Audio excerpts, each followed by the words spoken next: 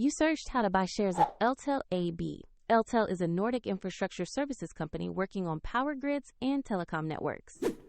It trades on CBOEEU as ELTEL.ST, and this video is for educational purposes only, not financial advice. To buy ELTEL.ST, you need a broker, and I'll use eToro as an example to show the process. After registering, you must verify your account, which usually requires an identity document, and add funds before you can place an order. Use the platform search bar and type the ticker ELTEL.ST to locate the listing. Be sure to select the result that matches Eltel AB so you have the correct stock. Open the asset page to view basic company details and a recent price chart for context. Confirm the company name and ticker on the page so you know you are on the right listing.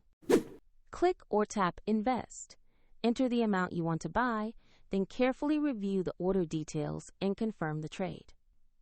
If the market is closed, your order may be queued until trading resumes. And if you don't have enough funds, the platform will prompt you to add money before final confirmation.